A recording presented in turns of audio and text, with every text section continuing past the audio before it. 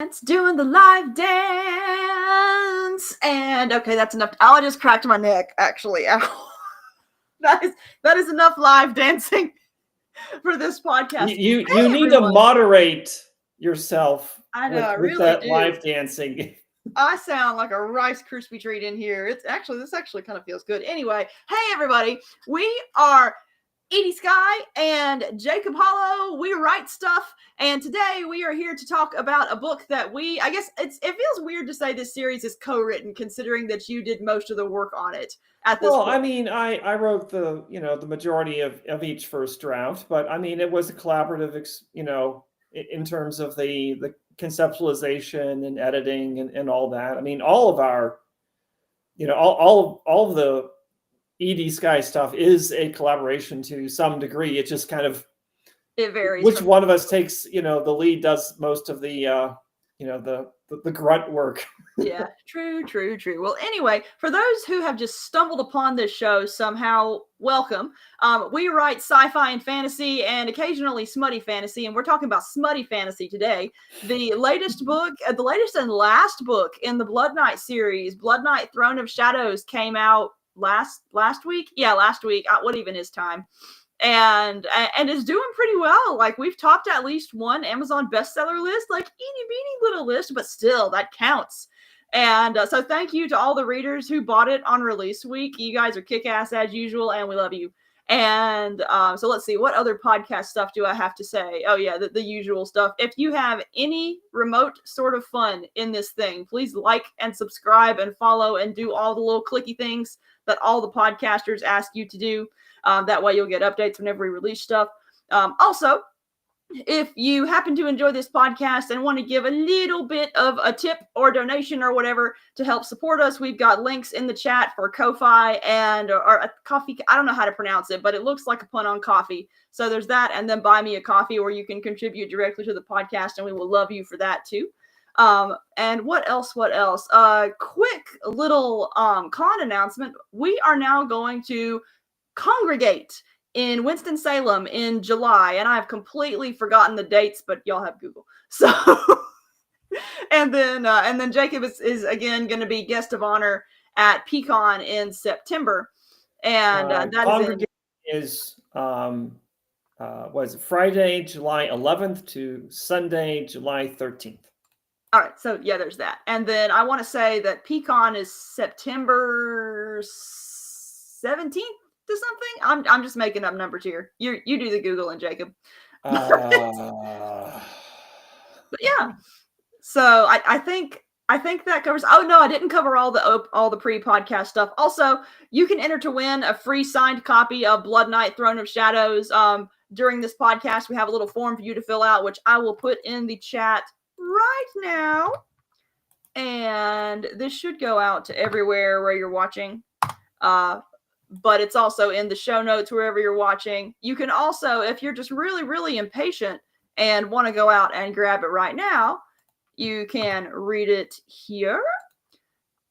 And, in terms of other book news, we got a new pre-order out as of yesterday. If you're a Monster Girl Tamer fan, Monster Girl Tamer 2 just went up for pre-order, so I'm going to drop that in the chat as well. It's like brand new. I just put it up yesterday and don't even have like formal marketing language out for it yet, but I guess my main marketing language right now is it's got a cowgirl on the cover, so go for that. Oh, it's Gamora12. Welcome back. Says hi everyone. Hope you're all having a good night. We are having a good night. It is fun. I'm very caffeinated, and Dazzle is in the next room on drugs, and it's very interesting in this house. He had surgery. He had some teeth removed. Yeah, his mouth. So Pecan is September 19th.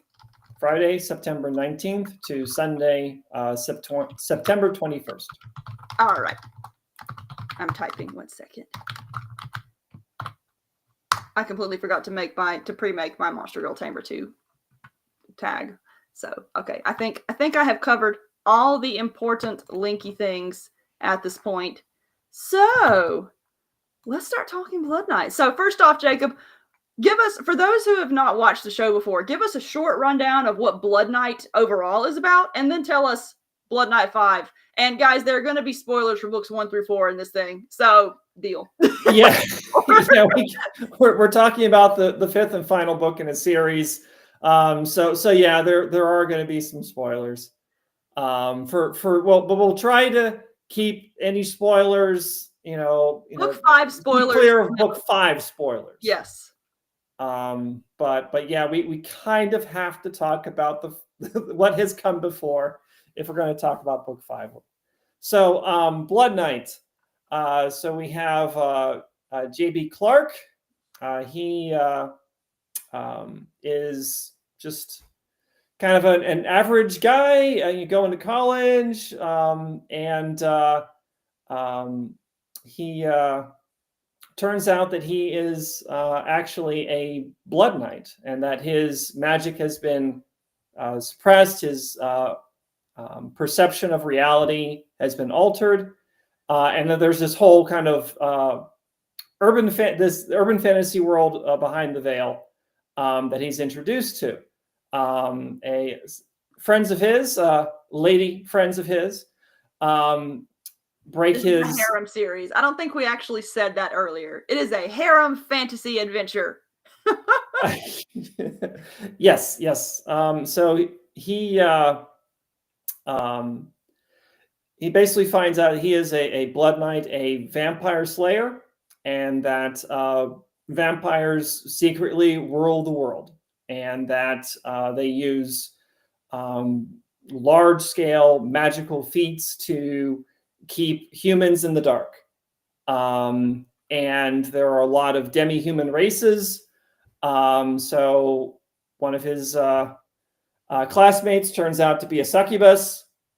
Another one is a werewolf. There's a slime girl. He eventually meets up with a witch, and there's also an angel. So you have this small group of very ambitious college students, Just a little ambitious, who intend to take on, over the course of 5 books. Okay, fair is fair. Over the course of 5 books, take on the vampires who secretly rule the world. And yeah, book 5 is where the finale, it's where all the elements from the previous 4 books come to a head, and you have the final battle. Yep. And it is pretty epic. I remember when you turned in the first draft to me, I am an atrociously slow reader, you guys. Like if someone gives me a book to read and says, I'm really excited to have you read this, like it's going to be 2 years before I get to it. It's that kind of slow. And obviously I'm faster when I'm editing, but even then, like previous books, it's taken me a week to kind of get through. And part of that is just because of my OCD focus issues. I sat down and read Blood Knight 5 in a day, maybe 2 days. And it just, I blew straight through it. Like it is such a great send off for the series. Like once it starts, you might get a few little well-timed breathers, but it is just all action all the way. And it has some of the most fun characters in the series, but mainly it's the Ashley novel. And Ashley has been the girl that I've actually been surprised at how many fans have gotten really attached to Ashley. Because given the kind of series that it is, I always expect readers to gravitate toward the sort of overly sexy characters, like Emma, for example, and she's popular too. Emma the succubus. But yes, Emma the succubus, but Ashley is very she's sexy, but she's also sort of very very sedate, very subtle. Well, part of that is about Ashley for those who are not familiar with the character. So go. Well, so part of that is that, okay, you have Emma, Brooke, Sammy, and Ixia, and Ixia's human. She's a witch. She can use magic, but she's a human just like Clark is. The other 3 are demi-humans, but they're still very much human. They just have supernatural traits. And they have, powers and whatnot, but ultimately they're all human beings. Mm-hmm. Just sometimes with a little bit extra. Ashley isn't human. She is a divine being. she doesn't really understand humans. She tries very hard. But she there's a bit of disconnect that happens on both sides as the other characters try to understand her, and how, you know, when she tries to understand them, and sometimes they meet, and sometimes they just they just zoom right by each other. It's like, I want to say it's in book 4. There's one of my favorite Ashley scenes is when I think they're celebrating Clark's birthday or something, and so everyone has gotten together and they're giving gifts, and everyone else is giving these either really, really salacious or really fun gifts, and Ashley comes and brings office supplies. Yeah, she just brings a bunch of office supplies, and all she really says is like, "I misunderstood the assignment." Yes. But yeah, she's like, readers have just really gravitated toward her. And so, and I really loved the way you wrote, like there's one scene, and I can't remember if this is book 3 or 4, but like she and Clark kiss for the first time. And the thing about Ashley is that, is it book 2? I'm pretty sure it's book 2. They all blend together at some point for me. We release them so fast. But one of the things about Ashley is, well, one of the reasons why she is never physically close to Clark in a harem series is because she's so powerful, it can be physically dangerous for him to get close to her. When they kiss for the first time, Clark passes out because her divine presence is just simply that overwhelming. Yeah, and there's part of also another thing about Ashley that makes it kind of difficult for her to figure things out, and for everyone else to kind of figure out her, is that she was injured about a year before the series started. Her halo is busted, and certain elements of her celestial nature she can't really connect to, can't really access. So her memories are a bit muddled. Her power level is not quite as high as it is in book 5. Yeah. But the stuff getting fixed in book 5.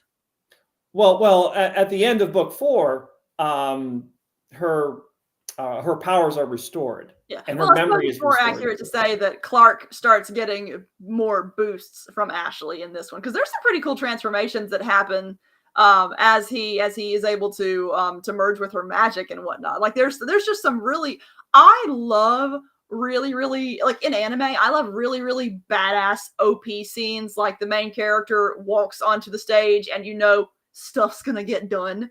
And you get a lot of those kinds of scenes with Ashley in this book. There's just like she comes on screen and it's like, here's a spell, here's badassery, and it's so good. Yeah, I mean, and I think one of the things that I think we handled pretty well across the series is the power creep, the power escalation. Because initially, you know, when they get started in book 1, hunting vampires, they struggle with this, you know, Joe Schmo nobody vampire, and his rather, you know, comparatively weak, you know, summons and you know, zombies and whatnot. And then, you know, you essentially have a small army of vampires and very powerful summons and whatnot, and they're all going at it over the course of multiple battles in book 5. Speaking of whom, we need to talk about the big bads at some point. And by the way, guys, if you have any questions about the series for us, feel free to put them in the comments. I forgot to say that earlier, but yeah, always we will answer questions, absolutely. So we've got Belphegor and Lord Baxter Redpeak. And who are we going to talk about first? Let's talk about Lord Redpeak first. Yes, I was excited for Redpeak at the beginning when I read his description. I want to say he appears in like the last page of book 4. Yes. But then I got more excited when we listened to the audiobook and we get to the last line where Daryl speaks his first line for the first time, and he has such a deliciously evil voice in the audiobook. And so I was just, every single time I hear what Jess and Daryl do with our audio, I get more pumped for my own writing. And so I'm just absolutely pumped to hear book 5. So Baxter Red Peak, his shtick is that he is the vampirist vampire who ever vampired. Oh yeah. He's also extremely powerful and extremely old, and he is sort of like his relationship to Belphegor, the big bad, is sort of like Darth Vader to the Emperor in Star Wars, in that he is Belphegor's most powerful enforcer. So, over the course of the books, a number of deviant hunters, which are sort of like the elite enforcers of the vampires, have gone missing. Well, they've been killed. And by Clark and the team, collectively known as Broken Fang. And so Belphegor is like, you know what? It's time to escalate the response here. Yes. So Red Peak is in charge of a group of vampires called Nightfall, and they specialize in killing Blood Knights. They can kill basically anything else, but Blood Knights are their specialty, and it's one of the reasons why Clark is basically the last Blood Knight. Is that Nightfall, led by Red Peak, have been so good at wiping them out. So that right there is a major escalation. And Nightfall arrives in the city of Chester Creek and starts hunting around. And while this is going on, the Broken Fang and their allies are preparing to launch their offensive against Belphegor at her seat of power, which they need to locate. And they need a way to get inside. And they need a way to take down basically the primary artifact behind the vampire supremacy, the Throne of Shadows, which is essentially a very powerful arcane amplifier that allows them to project their control spells across the globe, amongst other things that it can do. So yeah, pretty tall lift for a bunch of college students, but they've gained in power since the first book. They've gained a lot of experience. And they've got some pretty badass allies that they've gathered to their banner as well. Oh yeah, I love how all the groups of allies come together in this book, because you effectively get so there's this scene that actually kind of reminds me. It put me in mind of Helm's Deep. Like it's not quite the same epic level. But you've got that really big, emotionally affecting, powerful battle, and then you have all the right groups show up at the right dramatic moment, and it's you don't really get the sense of the cavalry's coming to save us, but it's just like you have the sense of, here are all these really powerful groups that we have wanted to watch wreck shit, and here they are to wreck the shit. And so you've got the witches, you've got the wizards, you've got the core, you've got the werewolves, you've got the core Broken Fang people. And it is just, there comes a point in the novel where it is, I feel like half the novel is just nonstop action from these groups. And it's so fast paced and so kick ass. I love it so much. One thing we've forgotten to mention is that they get a vampire on the team. So why don't we talk about Veronica? All right, so Veronica Stroh is, well, she is a vampire. She is a former D hunter, and she is an ally of Ashley's. The last time that they worked together was 20 years prior to the events of this book, which is when and I need to dance around this, but it's when Ashley's plan at that point in time didn't go to plan in a very bad way. Yes. To the point where she essentially had to leave this plane of existence. Mm-hmm.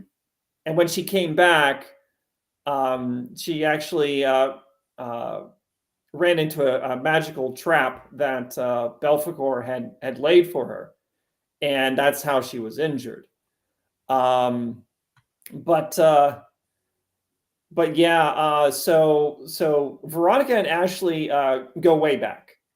Now, Veronica is a vampire, and all the other ladies in Broken Fang are very much, of the mindset that, well, the only good vampire is a dead vampire. Yeah. And here's a character who's like, oh wait, no, this is actually she's actually a good person, and she's helping us out, and so they have to kind of all kind of come to terms with that. Mm-hmm. But so there's a little bit of friction.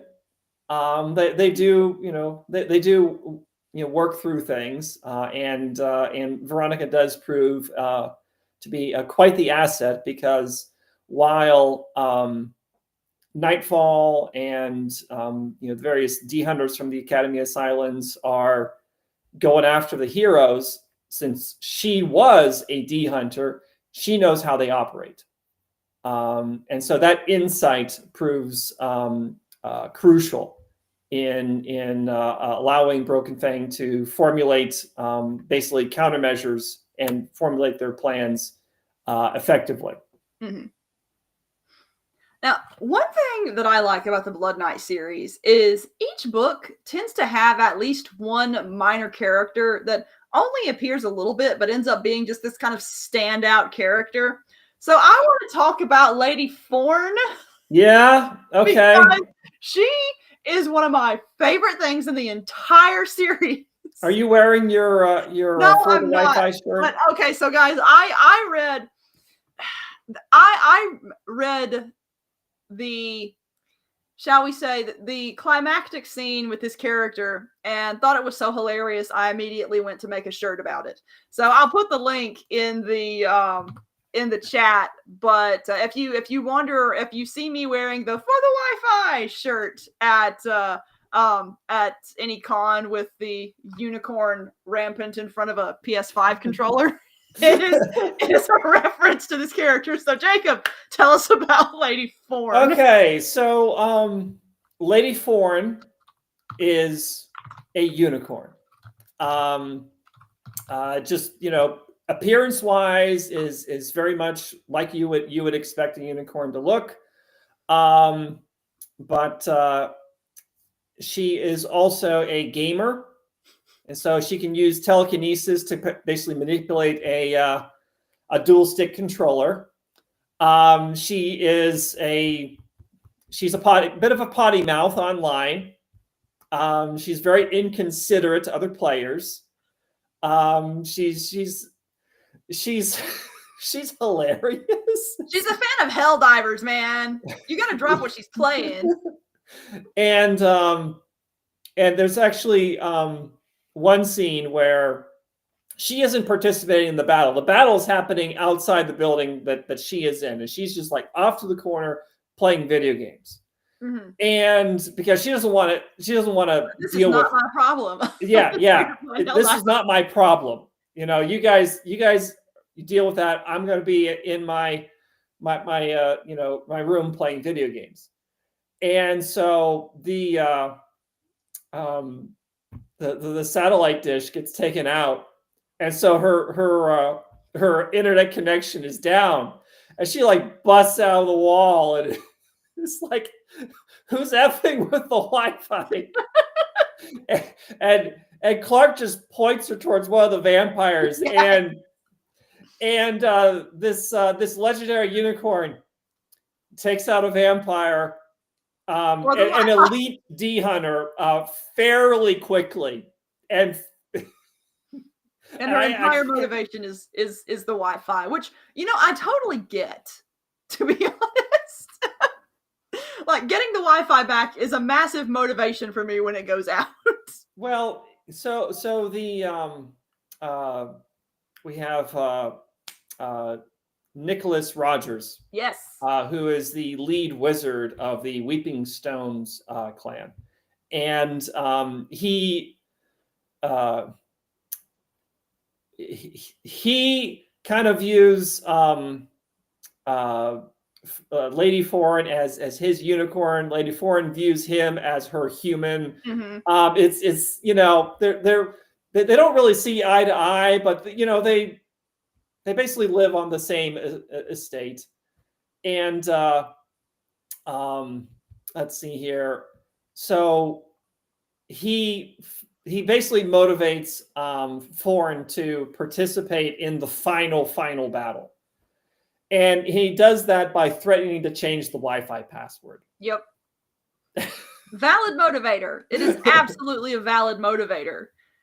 And there was another scene that I really loved too. Oh, the scene where they have to acquire unicorn rainbows is one of my favorites. Okay, so yeah, unicorns, as we're portraying them in this this series, are very sensitive to the how sexually active members of other species are. Mm-hmm. So like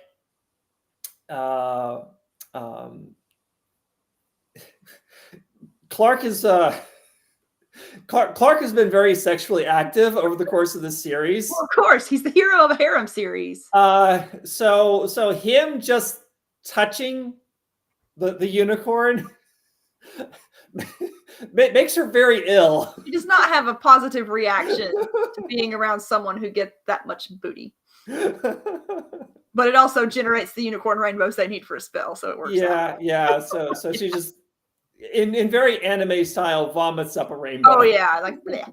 But yeah, it's a great scene. I love it. Got a question in the chat from Gamora12, says, what are the inspirations for the Blood Knight series? Is it inspired by any specific urban fantasy works or just the urban fantasy genre in general? I'd say that there aren't really any direct inspirations. I think it's more just kind of the urban fantasies zeitgeist that informs it, and sort of, you know, playing with that, and also you know, obviously we picked vampires as our big bads, and developing a way for the vampires to essentially maintain control over the populace. They're treating human beings as cattle, but you know, human beings are still out doing their own thing and they're oblivious to it. So how does all that work? You know, there's a lot of different answers across a lot of different series on how, you know, you kind of hide the various supernatural elements from, you know, the regular folk. And in this one, it's large scale mind control spells, essentially, that made people, you know, not see the kind of occult elements in the setting. Which came first for you, the story concept or the magic system concept? Because I know you like to come up with progression systems and stat systems and whatnot. I'd say that this one, it started with the characters. So I had ideas for the characters first, and then it's like, okay, what would this set of characters do? Can, you know, kind of settled on the vampires being the primary antagonists, and then from there, it's sort of the question is like, okay, you know, how did the vampires, you know, maintain their power? How powerful are they? And kind of, you know, dealing with that. And part of the magic system is, we're leaning into harem tropes here. So as a blood knight, Clark can acquire spells from, basically abilities from other individuals, and because his when the locks on his powers were the way they were released, his that spell, his only activates during sexy times. Yeah, it got entangled with Emma's succubus sex magic. So yeah, dang. No, he can only cast it during sex. So yeah, what a tough way to have to acquire spells. The power graft spell, but eventually he's able to use that ability to give them powers as well. So it becomes a two-way street. Oh yeah. And it's also sort of a,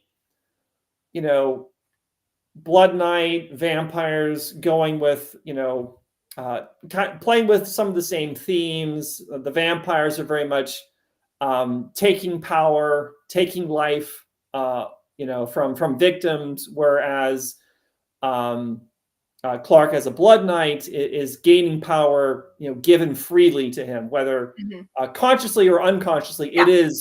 It is freely given. Yeah, I love the give and take aspect of the magic in this series. Like it's a cool way to envision it. Cool. Did you have a favorite scene? You're right. Are we talking about book 5, or are we talking about the whole series? Book 5 and the whole series. Okay. Book 5 first. So I think my favorite scene from the entire series, and I'm pretty sure this is in book 2, is when Ashley kisses Clark for the first time. That one, like, guys, he made a 2001: A Space Odyssey reference sexy.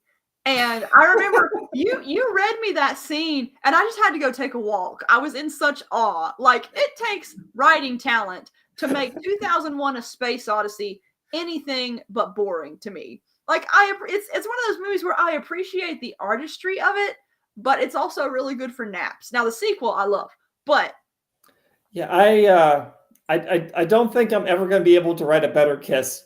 I think in terms of writing a kiss, magnum opus, I think I have peaked. That's. And it's that scene. It's when Ashley kisses Clark for the first time, and he just, it's like it kind of feels like he's experiencing the end to 2001: A Space Odyssey. Obviously, all the lights are just flying by, and then his brain melts and he just passes. Yes. I love that one, but I think my favorite scene in the whole series is the For the Wi-Fi scene. Like, I laughed so hard when that was happening. And the thing that makes it work, too, is you've got this legitimately dangerous, intense battle going on around it. But then you have this one moment of really well-timed levity that is also really kick-ass. And I love the way it works in the overall context of the scene. Like, it's such a good scene. I love it. But what was your favorite in book 5?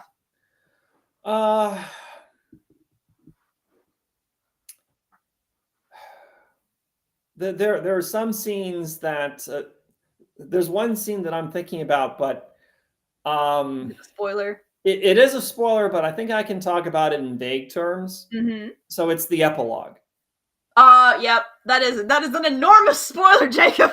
Yes, yes, but I can talk about it a little bit, because initially in the outline there wasn't an epilogue. And the ending, there was a slight bittersweet quality to it. But then, I was thinking about it, we were talking about it, and we eventually decided, you know what, we should add more win Mhm. to this ending. Yeah. And so we did. And that's the epilogue. And there's a whole lot of win. I loved it so much. So I think that readers will find the epilogue very rewarding. Yeah. Good. Because there's a bit of a fast forward, and so you get a glimpse on where things go long term. Yeah. Speaking of which, now I feel like I would have heard the answer to this question at some point, given that I live in the same house with you. So this is mostly a question for readers, especially those who have been saying, I love this book, but now I'm sad that the series is over. Do you have any plans to continue Blood Knight in a secondary series or any or any other branch? Or are you, because I know you've got a ton of writing projects on your plate, including the new one that you're not supposed to be working on, but are what, 20,000 words into now? 12. Thank you very much. 12,000 Okay. words into the book that I am not supposed to be working on right now. Sometimes when the writing bug bites you guys, you got to go with it, and you got a bug. So I think that Blood Knight as a series, it's 5 and done, and I think, as it stands, it stands very solidly. Yeah, I think it wraps up really well. It's a solid unit, the whole thing. Yeah, and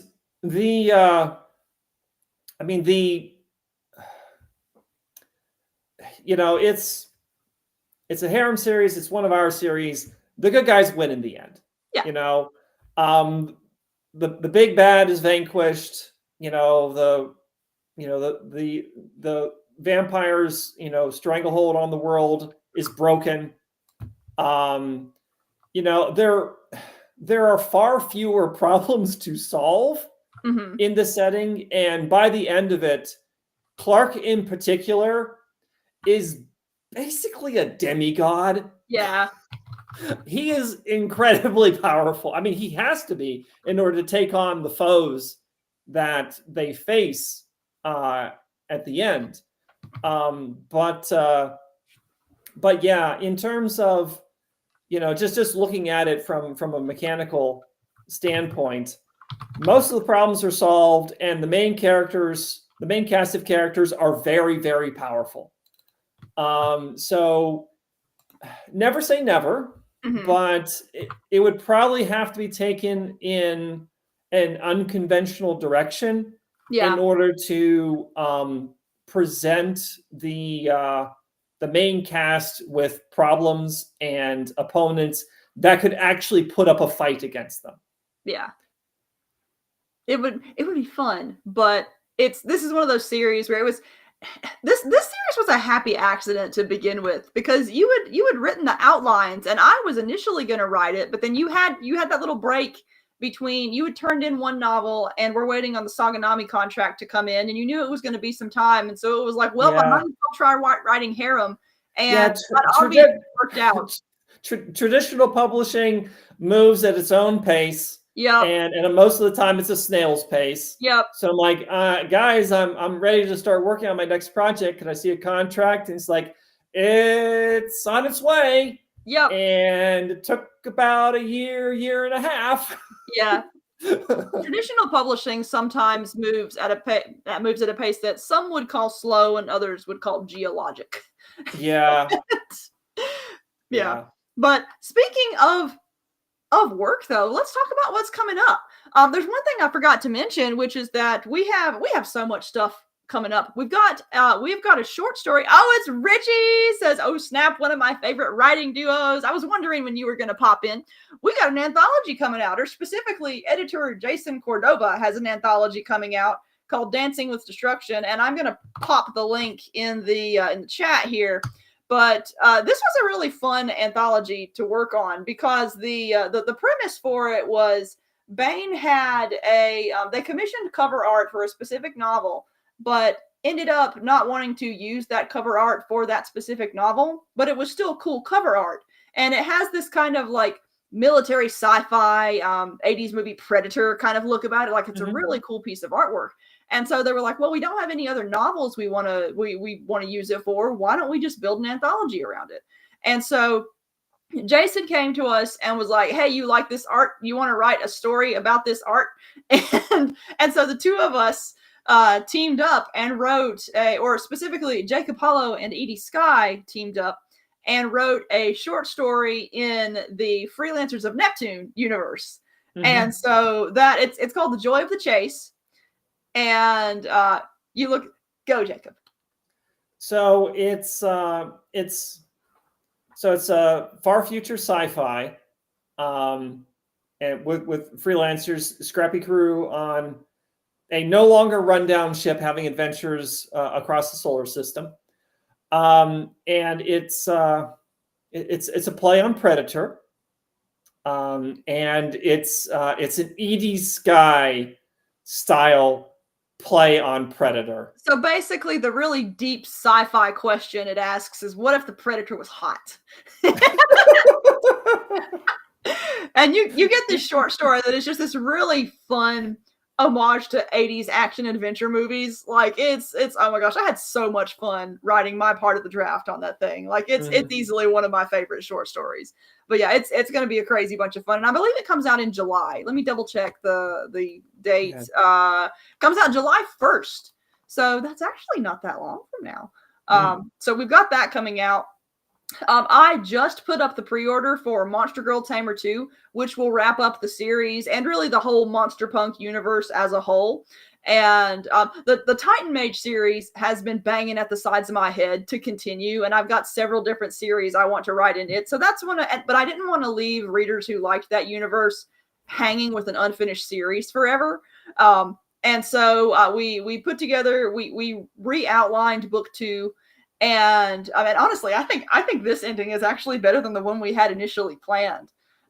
Because Axel, he's fallen through the dazzling skies, and he's a chosen one who he knows he has a destiny, and he knows he has to collect a harem to meet his destiny, but he doesn't know what he's supposed to be fighting, what his destiny is. And as he goes through book 1, he starts encountering all these anime tropes, and he's like, I have some suspicions as to what I'm probably going to face, which is why the title of book 2 is I'm an isekai hero. Of course I'm fighting a demon lord. But the twist is that the demon lord is Jazz from Monster Punk Horizon, and her first demon lord general is Pix, which he was not expecting. And so he's got to figure that out, but also he's only you just wanted to find a way to get Jazz into a giant robot. I did. But yeah, part of the fun of this one was that he's at the series had initially been planned to be somewhat epic, where he proceeded at he leveled up at a reasonable pace. And in this one, he's only been under the dazzling skies for 3 months, and his stats have only gone up 3 months worth, and he's like, my demon lord's here. I don't have the stats for this. What do I do? Oh, the stats. Oh. So I'm like taking the scenes that you wrote, and I'm like trying to apply stats to this. There was a lot of spreadsheet magic that had to happen to make your scenes work and to have coherent stats attached to all these characters. This is the series that taught me that I am horrible at writing with stats. So we're going back to Titan Mage style stats, where the only stats that apply are things that happen in terms of robot upgrades. But I will say I mathed out all the numbers. Oh, okay? Yeah. All right. So when readers get to these stats, they're legit for what's, it all fits. Oh yeah, I'm going to put the link in the chat again. Give me a second. But yeah, I had a ton of fun coming up with some of the characters. Mona in particular, the cover girl, who is a Minotaur girl, Minosaur girl, rather, because the Minotaurs are like half Minotaur, half dinosaur in this book. But yeah, it's a ride. It is. if you like the absurdity of Monster Punk Horizon and the first book, it's got that. And so that's going to be a fun one, but that is set to come out in about 3 months. Well, you had, I mean, as you were writing it, suddenly Mona became very Southern. Oh yeah, well, Mona so was then Southern from the beginning. No, it's not in the outline. So she, you know, as you're like, well, you like, it's not like you were finding her voice. You just like latched on immediately. It's like, this is the voice for her. Well, I mean, she's a minotaur. She's cowgirl. I was like, yes. No, I mean, it works fantastically. Oh yeah. But then you had to go back to Jackson and say, I need you to add a cowboy or a cowgirl hat. Yeah, because we the artwork. We commissioned the art for the cover before I had even started the book. And so yeah, once I decided to lean hard into the cowgirl theme, it was like, yeah, she needs a hat. She absolutely needs her cowgirl hat. And Richie says, "Stats, you say? Are we chatting about him?" We will absolutely chat about him, Richie. Yes, and there's a lot to unpack. Yes. Yeah, I think I'm both looking forward to and dreading that podcast. We could. I feel like, Jacob, I feel like I need to buy you like a free therapy session for all the work you had to do on my stats. Here's the thing about stats, you guys. Jacob loves stats. Whenever he plays video games, like, he's a min-maxer. He goes through and he has strategy for everything. When I go through and play video games, I usually play until the game gets really hard, and then suddenly I realize, oh, I should have been upgrading my armor. I should have been spending all these skill points. And then I spend my skill points until the game is easy again, and then I play it again the exact same way until it gets hard again. Like, I do not care about the stats. I only deal with them when I absolutely have to. So along those lines, this book that I'm not supposed to be working on, that I've written 12,000 words for. Yes. I have already created a very intricate stat system for all of the main characters and the villain who has not appeared on screen in the 12,000 words that I've you showed it to me, and I promptly forgot everything that happened. Well, I'm not supposed to be working on it, so you're supposed to be your next official project is supposed to be the first book in the Saganami trilogy, and technically it's not due until like next year. But I mean, I've got a year and a half to write that. Yeah, but it is going to be my next project, and I need to go through the outline, and basically I've got an outline. I just need to kind of break things out into a scene by scene basis. I think it's going to be a very good novel, but it's also underneath the hood, there's a lot happening. Oh yeah. And so need to make sure that all that stuff is lined up for when I actually go to write those scenes. Yeah, it definitely, going from harem fantasy adventure to writing in the Honorverse is a big jump. It's very different. Yeah. But yeah, this story that Jacob is not supposed to be working on, which is now, what is it, 4 chapters or 5 chapters? It's got a prologue and 3 chapters. Okay, well that is going to be posting on the Edie Skye Patreon. I think I've got to read the chapter you sent me most recently. Like, it's been itching so hard to get out of his brain, you guys. But that'll be going up on Patreon probably within the next month, so you guys can test it out and say, hey, tell us whether you want. We're going to throw it out there and see what the patrons think of it, and it may become a future Edie Skye series. Yeah, because that's how Blood Knight started out, because you had a harem story in your head that you just wanted to get out, and so you wrote a little short story that ended up becoming the first 3 chapters of Blood Knight. Yeah. So it's a fun way to test stories out, and I love it. I love it more than Blood Knight. And I really liked Blood Knight, but this one is just, there's something about it that has a different kind of oomph.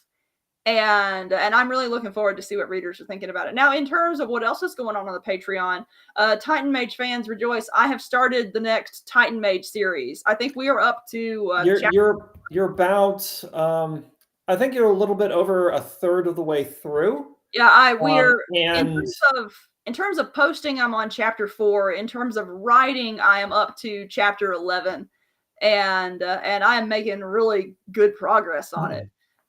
So yeah, but Titan Mage, the one I'm working, huh? It's coming along very nicely. Oh yeah, This is not it isn't just a return for you to Titan Mage, but it's shaping up to be an absolute banger. oh yeah. It's really strong already, just like the first third.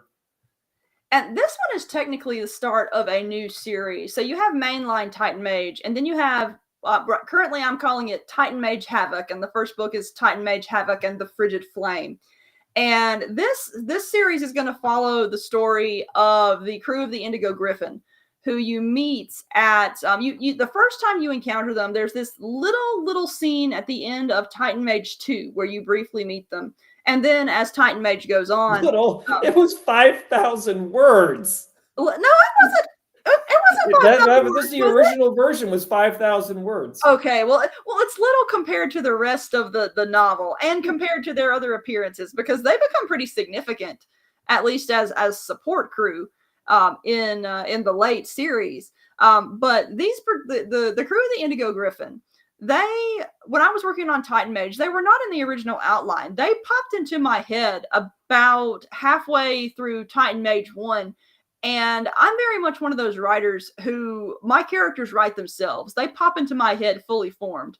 And they have been banging at the sides of my head to get out ever since. And I had initially wanted to wait and just write their story in isolation, but they kept like barging into Titan Mage. And I was eventually like, you know what, we're just going to let them have a little bit in the story.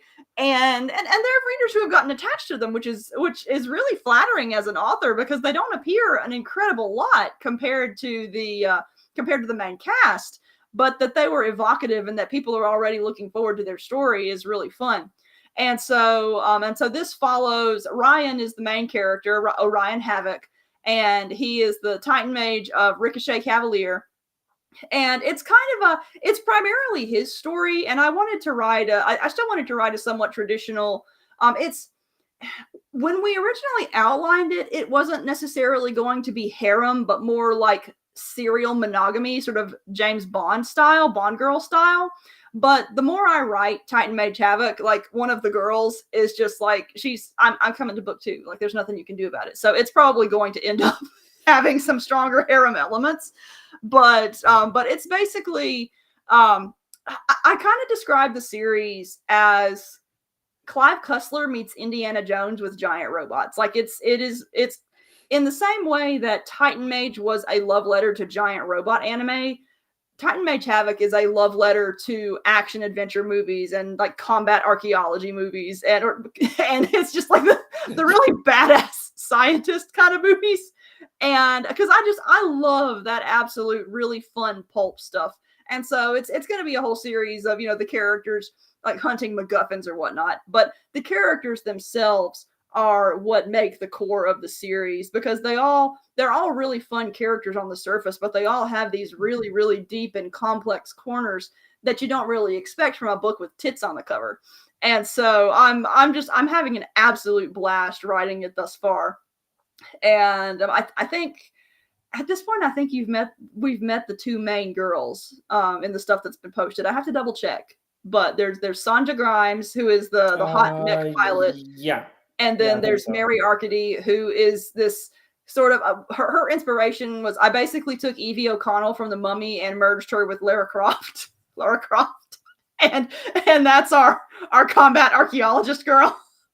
And so it's such a fun crew, and I'm having an absolute blast writing it. Like I think I'm having more fun writing this than I did writing Titan Mage, and I had a colossal amount of fun writing Titan Mage. But I'm so pumped to get back to the series. And then Havoc is currently planned to be a trilogy, and then after I finish this trilogy of Havoc, at least because of the way it's structured, there's potential for it to go longer. I'll be returning to mainline Titan Mage and continuing Locke's story. So we got a lot coming up. Yes, So we do. yeah. So We need to get on that. yeah, I got a whole week plotted out of nothing to do but write and drink coffee and put words on the page. So we are all good. So let's see here. Let's start talking what we've been doing when we haven't been writing. Let's talk about what we've been reading and playing and watching and stuff. What we've been watching, Jacob. We just finished Solo Leveling. Yes, I liked Solo Leveling a lot more than I thought I would, because it's one of those where, for whatever reason, like I know it's sort of a classic, a really pivotal lit RPG, but for whatever reason, it never caught my attention. And the storyline is very, very simple.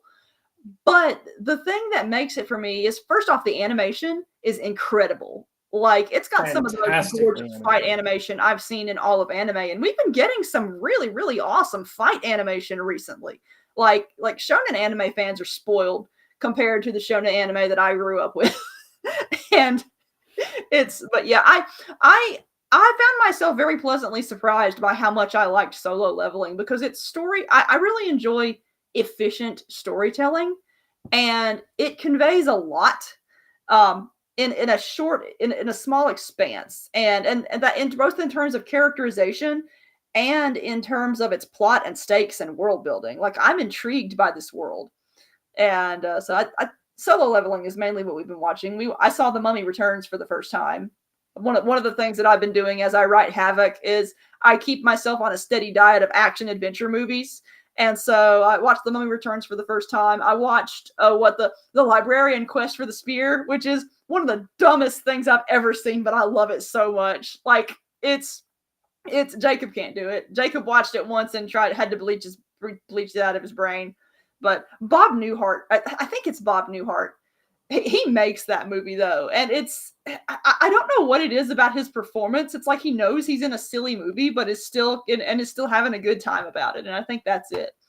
But let's see here. What you been reading?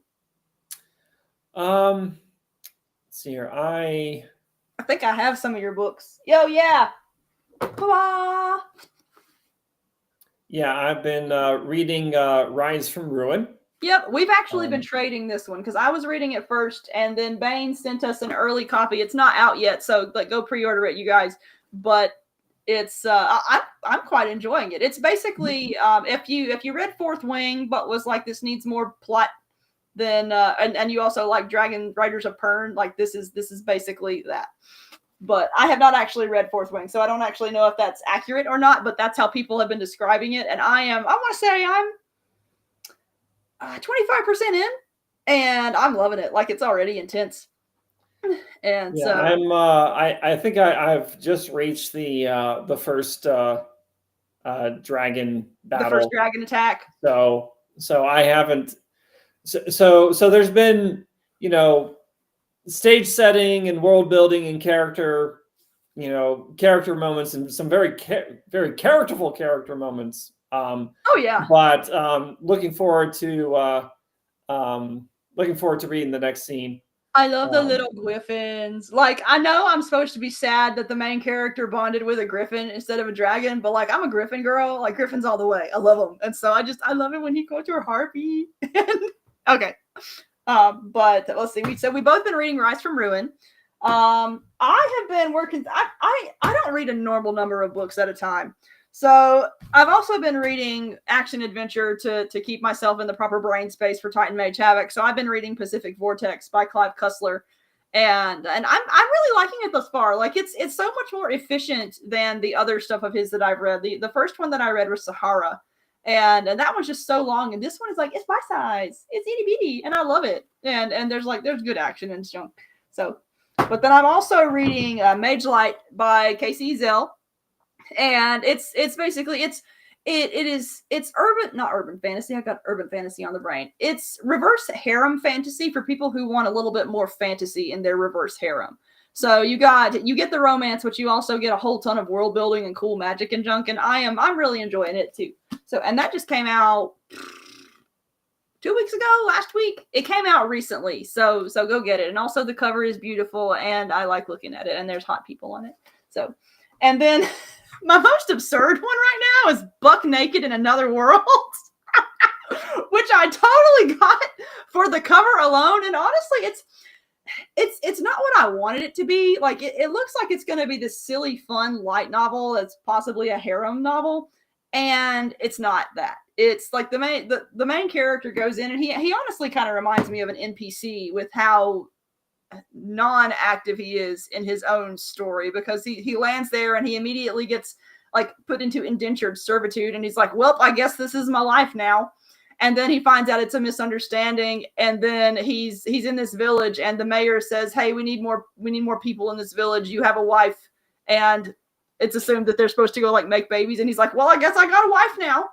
And I almost put it down, but as the story goes on, you kind of get the impression that he's this regular dude who's fallen into another world and is trying to adapt to it in semi-realistic ways, because it's not like it's a light novel, but it doesn't read like an anime. It reads like a guy who falls into this really rough feudal society and is just struggling to make ends meet like everyone else. And once you get used to that, it's actually not that bad a book. Like tonally, it's kind of weird, but it's an interesting little book. Like I don't know that it's going to be one of my favorites, but it's an interesting one. It's not really what I wanted a book with a title like Buck Naked in Another World to be, though.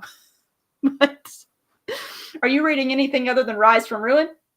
I can't remember. That's the current book. The previous book that I read is actually from an author that I typically really like, but I didn't like this book, so I'm not going to mention it. Yes, that's sad. He typically writes. His stuff is really good, but that one that particular one's not. In all fairness, it was one of his earlier works, so it just didn't really click with me. That's reasonable. What you been playing? So I have been playing Helldivers. Of course, always Helldivers. Well, fit in a little bit of Helldivers, a little bit of Monster Hunter Wilds. Monster Hunter Wilds, because Arch-Tempered Raydao came out. Yes. Oh my gosh, that is such a fun fight. Like I get nervous whenever I'm facing Arch-Tempered monsters, because I fully admit that I am the one in the party that everyone else carries. And it's the primary reason why I make sure I have wide range and stuff on my armor, because if I'm going to be getting hit a lot, I may as well be healing everyone else when I use up all my potions. But the Raydao fight, it's not stupid challenging. Like if you read the right moves and you memorize how it attacks, and you make sure that you are not super close when certain things happen, it becomes a really, really doable fight. I mean, it's still challenging, because if you get even close to some of those attacks, it's like, oop, there's most of your health gone. But I had a whole ton of fun playing that. Yeah, it's I think it's a very well designed fight. It's a really good example of the Arch-Tempered system that was started in a Monster Hunter World, and looking forward to what they do next there. Me too. Been piece by piece playing through Xenoblade X. Mm-hmm. Yeah, that's right. Which it's a big game, and so pick it up, go through like a quest or two, explore part of Mira, just kind of savoring that one sip at a time, rather than trying to like blitz through it. Yeah, because I mean I've played it before, so Xenoblade games, I feel like if you blitz through a Xenoblade game, you're not playing it right. I'm not the kind of person who is in any big hurry to finish games anyway. Like, I just don't play them that way.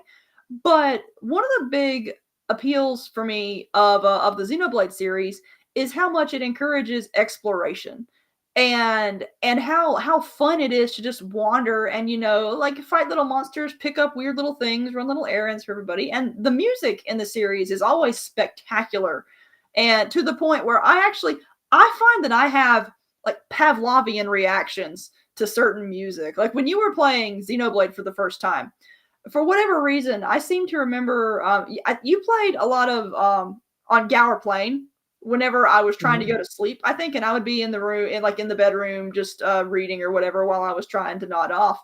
And because of that, I slowly began to associate Gower Plane with relaxation. And I mean, it's a relaxing sound. It's a relaxing song anyway. But it's just like I can hear that, and it's automatically like I'm relaxed now. It's absurd. I've trained myself to feel relaxation to Xenoblade music. And then you have that great opening menu too. That's just, I would just leave that on my TV all the time as the vibes. But and the other game, I just purchased it this weekend because I saw a lot of good stuff about it, and I've enjoyed the previous ones in the, I guess, trilogy now. Yeah. Is Doom: The Dark Ages, and it's a lot of fun. There's I remember a lot of reviewers were knocking the story, and okay, it's it's certainly there's nothing like complex about it, but so like there's this one scene that really stood out to me. It's where the Doom guy, the Doom Slayer at this point, gets his cybernetic dragon or calls it to him. So you have he goes. How early in the game does that happen? I don't know, about a fifth of the way through. Really, that early? Like I would have expected the dragon to happen later. Like I might actually have to play this game now because I was excited about the dragon. So he goes to the Dragon Airy, and he like puts down this torch, but then lights this this path around this sort of like landing pad. Mm-hmm. And so these two dragons come over, like, pick me, Uh-huh. and then like they're like look up and they just skedaddle, and then there's just massive cyborg dragon lands, and it's just like it's really cool, how they sort of portray this character that really doesn't it very rarely says anything. In fact, I think so far in the game he's only said one word. Really? Yeah. Yeah. But yeah, I'm enjoying it. I mean, it's typical id Software. It's very well designed. The combat system is great. The visuals are just top notch. Yeah, I'm having a lot of fun. Yay! Well, I think that is a little over our hour, so let's start wrapping it up. So thank you everybody in the chat for hanging out with us. We got a good little crowd tonight. Before we go though, I do want to say again, we are giving away a signed copy of Blood Knight Throne of I've forgotten the name already. Throne of Shadows. Yes, Throne of Shadows. Sorry, it is 9:07 and I haven't eaten food yet, so my brain is like, whoa. But anyway, we're giving away a signed copy. If you want to go for that, I just put a link in the chat. It's also in the show notes. Just fill out that form, enter to win a copy, and we'll contact you if you win. But also, if you just want to read it right now, I've got a link in the chat as well to Amazon. You can read it in Kindle Unlimited. And there's print, there's ebook, and the audio is on the way. I believe it's like in Audible's approval process right now. So that is definitely happening. But again, if you enjoyed what you watched tonight, like, subscribe, do all the clicky things wherever you're watching. And also, if you want to contribute to the podcast in the form of tips or whatever, we have a Ko-Fi and a Buy Me a Coffee. Just look up Holo Writing and you will find us. And thank you in advance if you give us some money, but yeah, I believe that's it. So Jacob, you have anything else you want to add, or? I'm good. All right. Well, thanks everyone for joining us, and goodbye.